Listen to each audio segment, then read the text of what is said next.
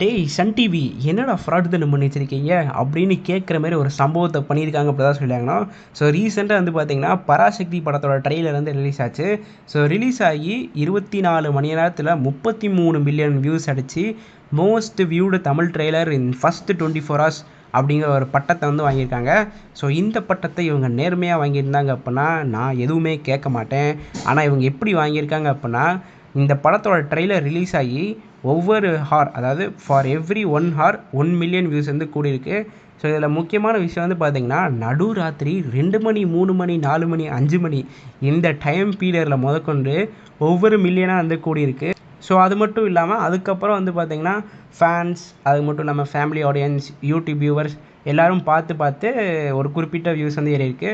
So கிட்டத்தட்ட வந்து பார்த்திங்கன்னா 24 மில்லியன் வியூஸ் வந்து பாட் வியூஸாக ஏற்றிருக்காங்க. மீதி இருக்கிற ஒரு 8 மில்லியன் வியூஸ் வந்து பார்த்திங்கன்னா ஒரு ஆர்கானிக் வியூஸாக வந்து ஏற்றிருக்காங்க தான் சொல்லியாகணும். ஸோ இதில் இன்னொரு முக்கியமான விஷயம் வந்து என்னென்னா, இப்போ ரீசெண்டாக பராசக்தி அடையலான்ச்சில் சிவகார்த்திகேயன் அவர்கள் வந்து ஒரு ஸ்பீச் வந்து கொடுத்துருப்பாரு. விஜய் சார் வந்து ஒரு உயரத்தில் வந்து இருக்கார், இப்போ தான் நான் வந்து வளர்ந்து வந்துட்டுருக்கேன், அதனால் நான் விஜய் சாருக்கு போட்டின்னு சொன்னிங்கன்னா இது வந்து நியாயமாகவே இருக்காது, இது வந்து ஒரு அண்ணன் தம்பி பொங்கல் அப்படின்னு விஜய் சாரை ஒரு எதிரியாகவே பார்க்காத மாதிரி சிவகார்த்திகேயன் அவர்கள் வந்து பேசியிருப்பார். ஆனால் இந்த ட்ரெய்லருக்கு நீங்கள் வந்து அவரை எதிரியாக பார்க்காம தான் இந்தமாரி பாட் வியூஸ்லாம் ஏற்றுனீங்களா அப்படிங்கிற கேள்வி வந்து எனக்கு வருதுன்னு தான் சொல்லியாகணும்.